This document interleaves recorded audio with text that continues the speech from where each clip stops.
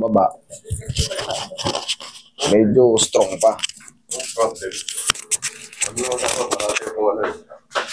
Ito kasi nangyari kay sir, oh. Nakon ba yan? Oo, hindi. Ang nangyari kay sir. Kari-release lang ng opera. Ang butas na yan. Yung mga crack na yan. Yung mga yan. Ano yan sir? Yung pinagtamaan ng ano? Nung kay nung Putol. Putol. Kaya nga, ang gagawin natin dito, sa mga ganitong kaso, kita nyo, inaano natin, ina-assess natin na maayos. Ay haplos lang muna ng pagmamahal. Tapos konting align dito sa joint. Yung alay dito. Kasi wala yung crack dito. Nandito yung crack sa middle. So, ang pinakagagawin natin, titingnan natin yung joint kung ano may tutulong natin. Nagkaroon din pala ng mga... Oh? para maganda pakita ko para na-intindihan nila. Ganda, oh. Para na-intindihan ng mga viewers ko. Para hindi ng mga viewers. Pagka kayo ay naoperahan at basag-basag ang buto nyo, ganyan karami yung pin. Buto ay ba? Pin yan, no? Pero huwag kayong matakot. Kasi yan naman, may pain reliever naman yan. Pag-gising mo na lang.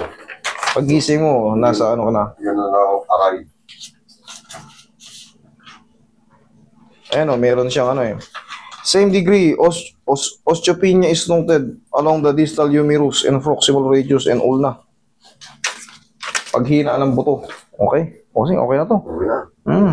Pakita mo yung fracture talaga yun. Sa himalay. Hindi, ito na. Ay, maganda naman na. Ito na. Ang pinakamaganda yung latest. Kasi yun yung susundan natin. Dito ka, bossing. Ano yung lagyan mo? Alam ko magiging problema nito ni sir eh. Hindi ma-straight ng todo. Ay, hindi yung sabi sa akin. Yung sa... Alam mo kung bakit? Sa tagal nang nakaganon. Actually, wala namang sira yung junction sa... Ito yung ano eh. Ito yung pinakamasakit dito eh. Kung baga wala namang sira to. Siyempre, sa tagal mong ano, kahit dito yung basag sa middle, nakasling ka. Dapat talaga yan pinapalaya. Day by day. Pag nangawit, kumbaga, pag nasa bahay ka, alam mo namang nasa bahay ka, nakapahinga ka, pwede mong ano yan. Dali ka. Dito. Ito yung magiging problema. Ayan, hindi mas straight. Ang gagawin, Roy, pahingin muna ng pau natin. Kasi, syempre, yung junction, talagang makukompromiso talaga yan. Parang tinanggal yung walang bakal. 1 month ka na ganito. Pahingin pa, Roy. Nagkaroon ng ano mga osteophytes dito sa ano, yung mga bones para naka isa yun sa ano, titigas yun. Yung mga butong ano, ay maliliit. yung mga spar. What is spar? Ayan. Parang Yung mga, yung mga maliliit na buto na kaiwalay. Yun, mga spar. Pero ito lang muna talaga ang ano rito. Tapos ang hawak nito dito sa ano. Kasi, yan yung crack niya, na medyo dikit naman na kaso, syempre, kitang-kita, visible pa rin yung lining na Hindi pa siya talaga stable kung matatag, hindi pa. Tsaka, minimum 6 months, tandaan niyo yan sa fracture, minimum. Pagka ikaw ay bata-bata pa, 3 to 6 months talaga ang ano yan. Pero pag ikaw ay senior citizen na, minimum 6 months, pataas pa yun. Lalo pag tinamaan ka ng osteopenia, katulad yan, meron kang osteopenia.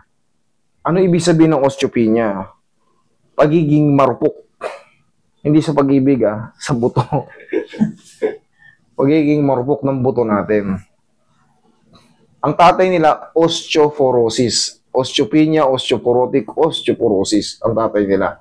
Yan ang madalas nating kilala talaga kagad osteoporosis.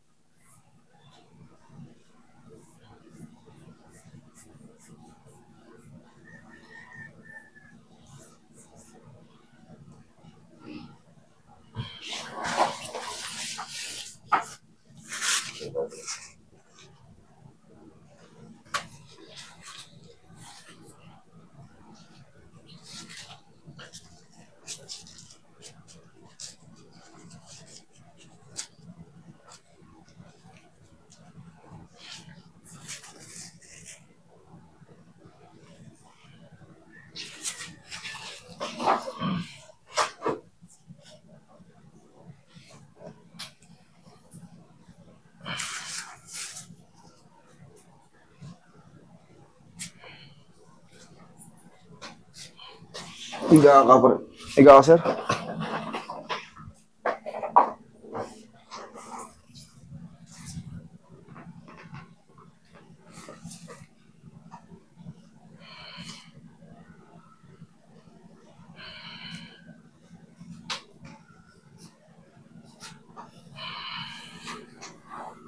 Eh.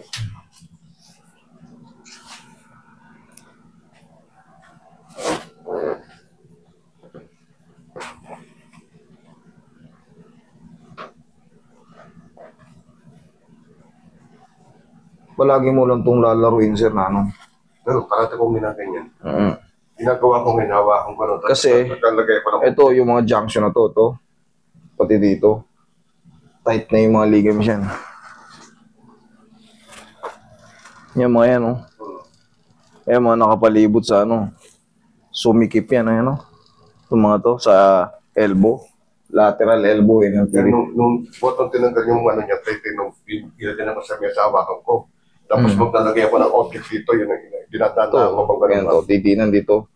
Dito kasi may putol eh. Kaya dito ang hawak ko. Diyan pala. Sabi mo kung kaya mo pa. Kaya pa? Kaya pa. Yan. Hindi pa. Yan. Yan. Okay. Unti-unti lang kasi. Hindi pwede percent.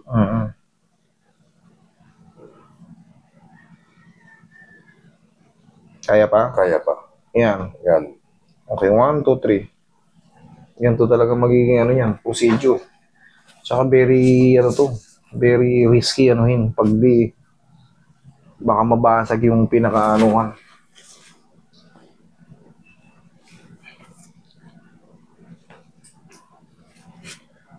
Kaya ko naman mag-drive eh. Kaya mo na mag-drive? Oo, yun. Hindi. Ito, ang pinaka-the best ito, sir.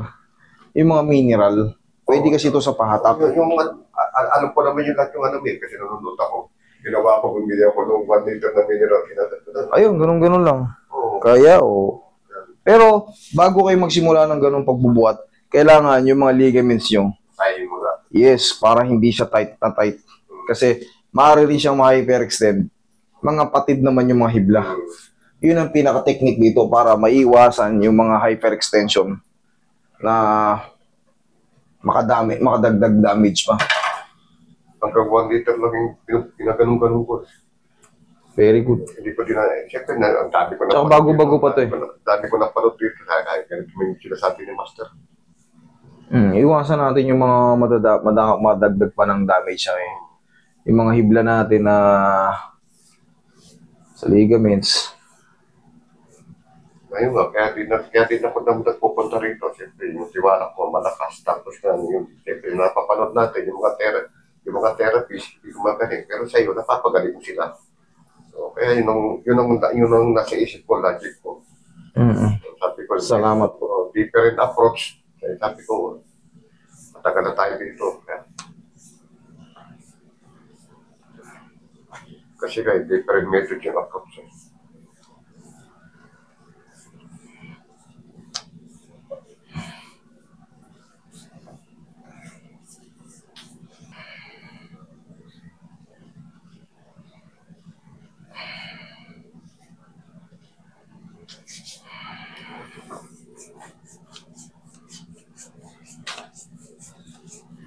Yun ang gawin mo nga, sir. Yan, para maglaro yung ano. Masakit ba? Hindi naman. Hindi naman. Okay. Sir, ang nangyayari yan, kunting-kunti lang talaga yung mababago pa dyan, tsaka haplos lang po muna yung ano. Very ano po kasi yan, very risky ano yun, puwersahin. Baka kakahawak ko dito. Ito ang yan ang magkaroon ng ano. Kunyari, ngayon ako nagpunta rito, Master, kaya nalubi ako pwede pumunta. Hindi, actually kahit hindi mo na yan dito sir eh, yung tinuro ko lang. Pero minimum 6 months, kung talagang medyo ano pa, galawin na natin. Okay. Pakat na yan, umaga dikit na yan. Okay. Okay? Hindi, yan, free na yan sa akin. Okay? Wala kang babayaran sa akin ha.